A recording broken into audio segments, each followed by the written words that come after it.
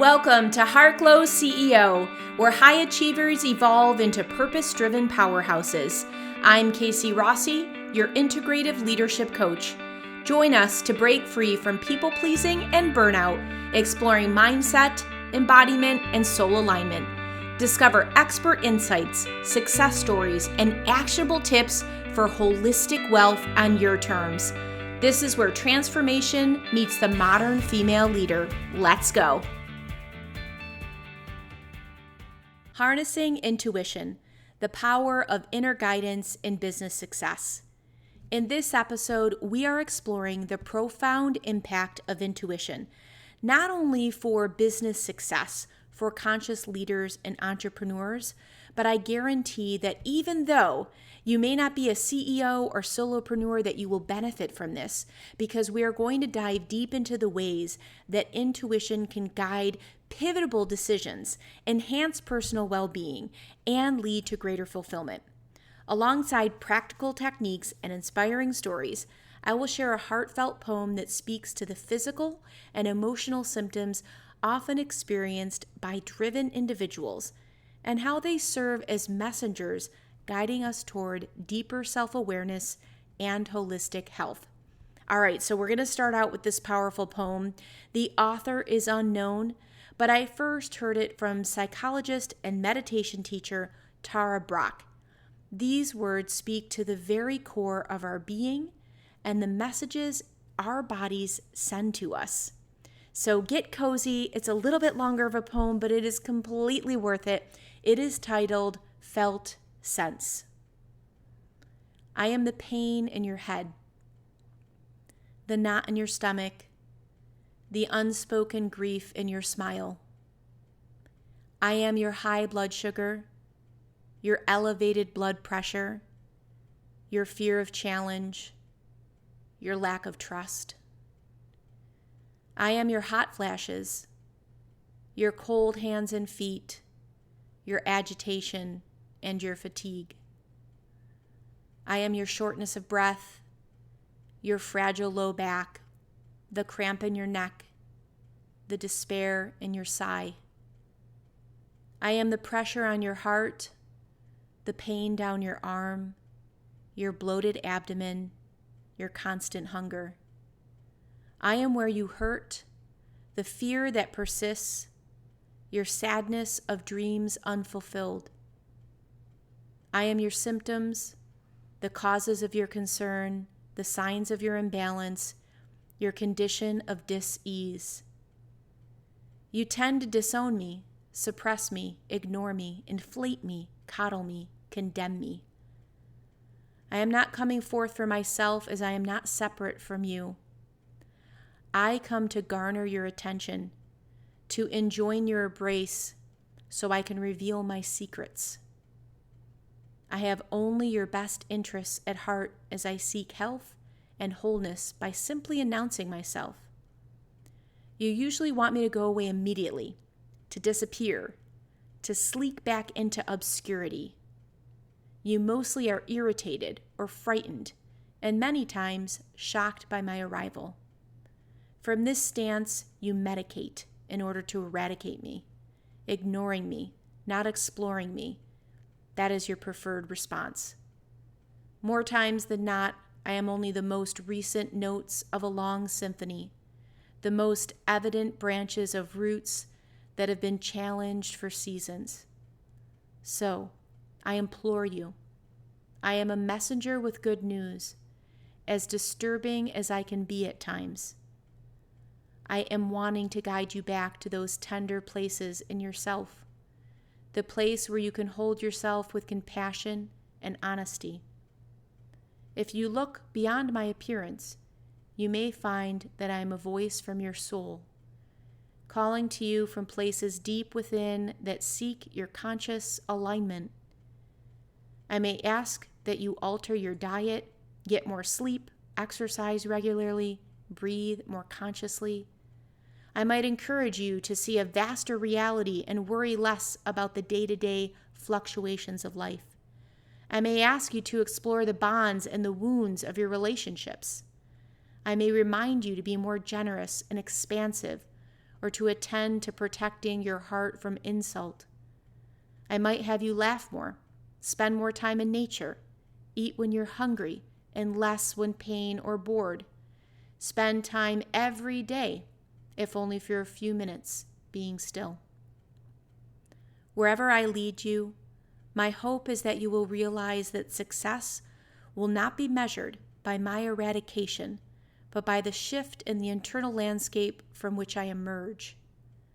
I am your friend, not your enemy. I have no desire to bring pain and suffering into your life. I am simply tugging at your sleeve, too long immune to gentle nudges. I desire for you to allow me to speak to you in a way that enlivens your higher instincts for self-care. My charge is to energize you to listen to me with the sensitive ear and heart of a mother attending to her precious baby. You are a being so vast, so complex, with amazing capacities for self-regulation and healing. Let me be one of the harbingers that lead you to the mysterious core of your being, where insight and wisdom are naturally available when called upon with a sincere heart. I hope you enjoyed that as much as I do, as much as I was just in awe when I first heard those words. I immediately had to look it up and take some time and be still with even these words. I related to them so deeply. I hope that you were moved as well. And I thought about how this stillness and insight and wisdom that are natural, they're naturally there inside each one of us when we call upon them. I really feel that this perfectly dovetails into understanding intuition. So what is intuition? How would you define it? I would love for you to just pause for a minute and see what bubbles up from within. Intuition is different from logical thinking with definitive knowing based on facts. It is a feeling. It's an inner knowing, which, yes, can be definitive once you develop a relationship with your inner voice. Think of it like strengthening a muscle. Some refer to it as a sixth sense. I believe we are all born with this ability. Is it a gift? I think so. It allows you to tap into a deep wisdom and heart coherence. You know, like you know, like you know. Your gut instinct, without needing external proof to validate the knowing or the feeling. Now, why is this important in your professional life? You tell me. I'm guessing you can think of a time when you had a felt sense and went against it. How did that work out for you? I'm guessing that you have a couple examples rolling around in your head. I usually do when like a very direct question like that comes about. I'm like, oh, yep, here was a time. And on the flip side, when was the last time that you had a niggling feeling within and listened to it?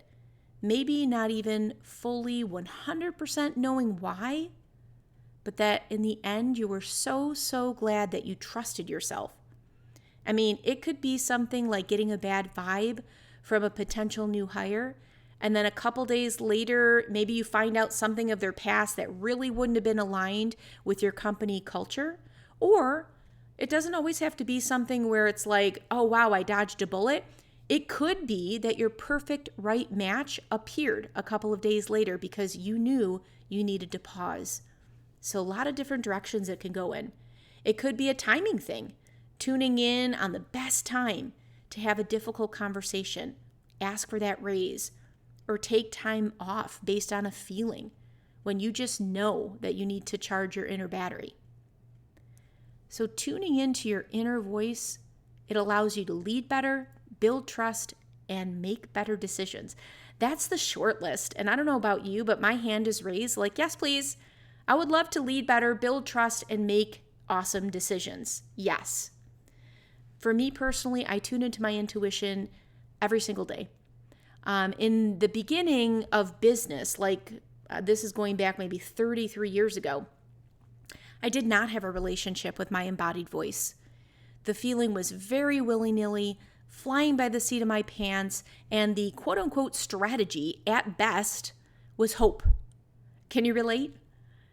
So hence starting 10 different businesses in a 4-year period. My bestie Cher and I just bounced from idea to idea, hoping for the best outcome. And it wasn't until our 10th venture took the world by storm and we experienced rapid expansion did I start to tune inside to make moves. There was like a solid foundation, and I had a little bit more curiosity to tune in and just kind of wait for that inner gut instinct, whether it was, should we attend this trade show? Is this hire right for us? Is now the time to expand even further? Just having this very different way of being, just being more grounded, expansive, consistent. Remember, and I say this often, you take you wherever you go. So when you start to develop this skill, you will start to see it show up in your work world, but you will also start to see it show up in different ways that you care for yourself, care for others, make personal decisions, basically how you navigate in the world. There wasn't this constant need when I really started to tune in to explore outside and ask everybody and their uncle's opinion. And there's something very empowering about that. Now, I'm not saying we have to do things in a silo and, you have to have this fierce independence, because we all need people and there are so many resources at our beck and call that I highly recommend leaning on. This is something different. This is really talking about this muscle, this strengthening, this inner voice. Now, I'm particularly attuned to auditory messages and can immediately feel an untruth spoken. I didn't have to work at this. It just came by continually building self-trust and following the inner whisper versus dampening down and letting the mental control tower overpower. Can you relate to that? I want you to just think about that for a minute. How often in your life do you allow your mental control tower to overpower you, your thoughts, your words, your deeds, and as we know, those all lead to your results? That's a really good invitation for a journaling prompt. So whether you are new to this or have a profound relationship with your intuition, reminders are always welcome at any stage, because life is busy and we are bombarded with content and distractions and noise. And in order to tune in, there are a few simple key things: our breath, listening, tuning in, further attunement, and then action on the messages. Some people ask me, but Casey, how do you really know? I've done several podcast interviews with people on intuition. In fact, I will dump a couple of them in the show notes in case you're curious to just even see an interview style with like the inquiring minds want to know questions and then my personal feedback and strategies. So I'll drop a couple of those links in the show notes. But in a nutshell, I have found that intuition is swift. It's very different than the typical overthinking, ruminating monkey mind rolling through all the pros, cons, rights, wrongs, and SWOT analysis.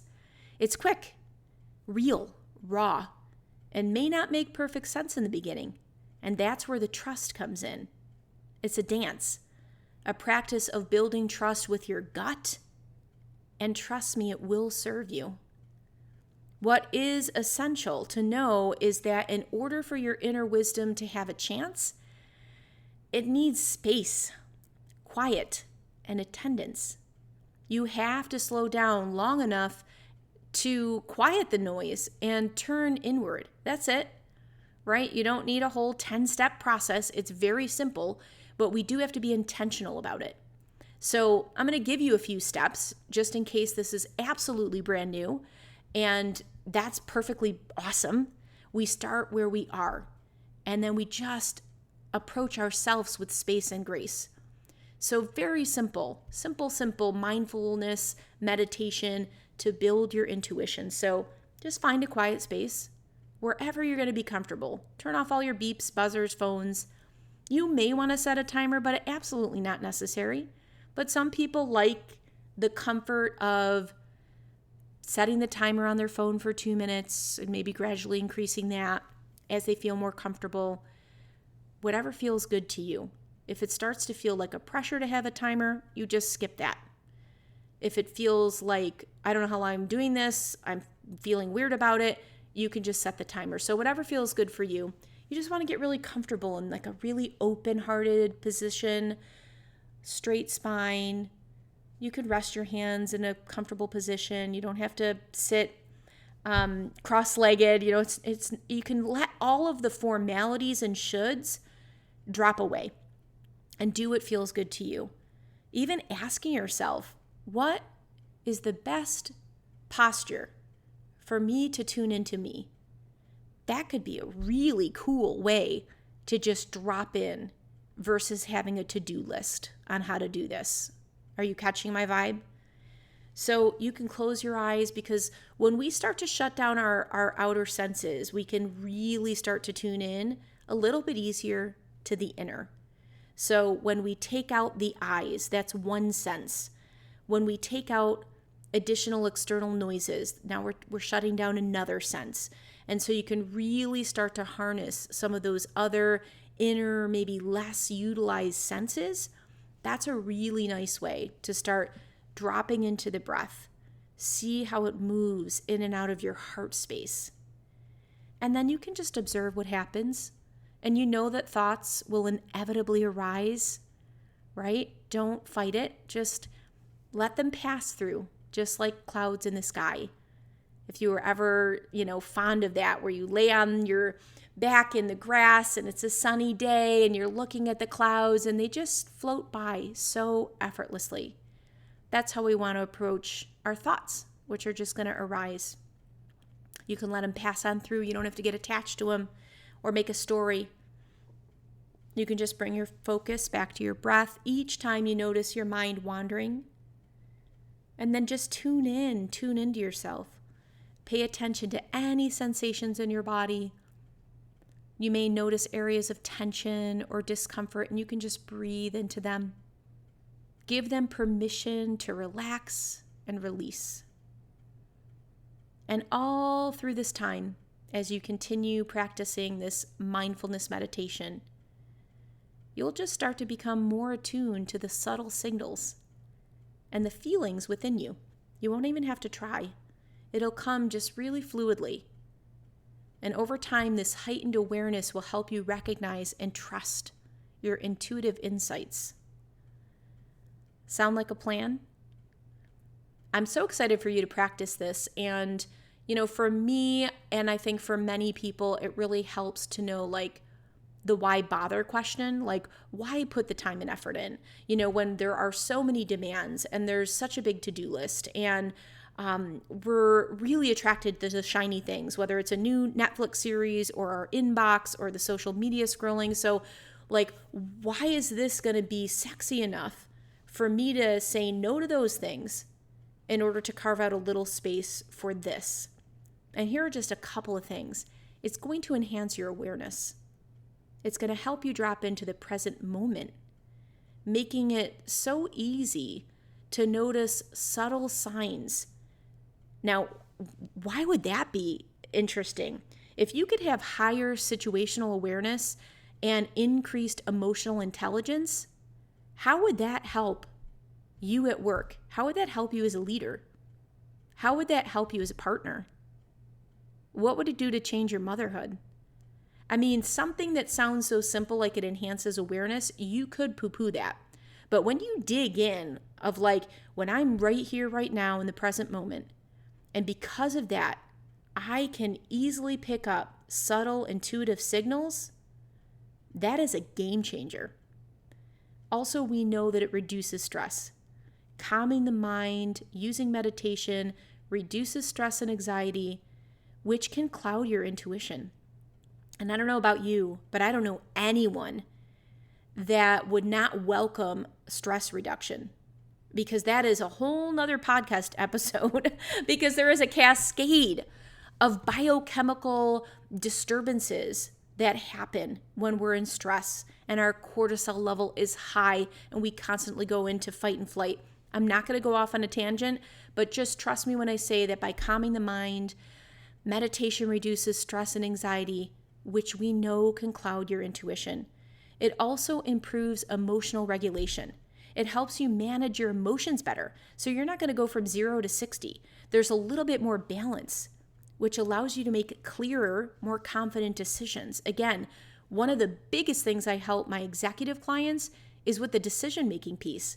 When they have to have difficult conversations with their direct reports, when they really need help negotiating for better pay, those are just a couple of the examples where it's like, how do I just come back to my calm core and make clearer decisions, which also enhances your communication as a side note. And then the other one that's coming to mind is strengthening your connection with your inner self. And again, you bring you with you wherever you go.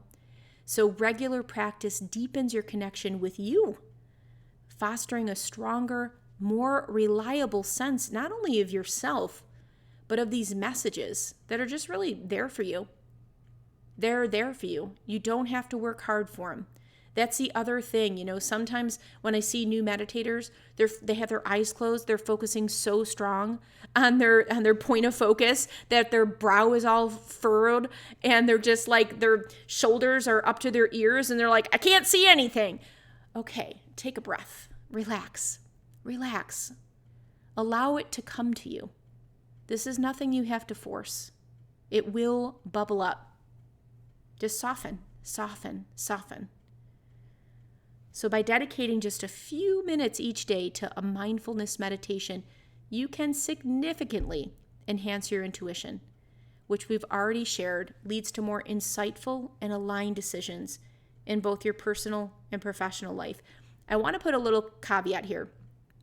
You do not have to become a yogi-preneur. I just made that word up. In order to benefit from using intuition alongside traditional business strategies. I am a big fan of a hybrid approach. You know this already about me.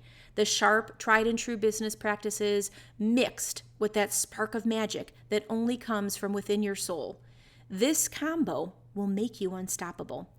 So for example, maybe you're ready to grow your business. You may know that you need support to get to the next level, but maybe not exactly sure what kind. Perhaps it's a sales strategist or a money mindset coach or an online business manager. And on the one hand, you can do a self-assessment to identify the biggest gap or untapped potential.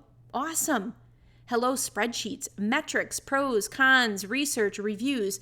You get the idea. I am not saying take that away. We trust that. That is our foundation. But on the other hand, and this is the part that's often ignored, and you're only giving yourself 50% of a chance, when you combine these, boom, we have synergy. So on the other hand, once you've narrowed down the what, your instinct or intuition may just have a feeling of the who.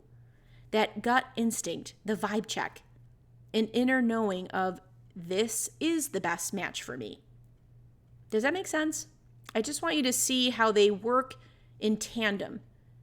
And it's just kind of like that, 1 + 1 = 10. You can 10x your results by bringing in both sides of the coin, the solid foundation of the tried and the true and the metrics and the linear, and then the flip side of that inner knowing, the bubbling up.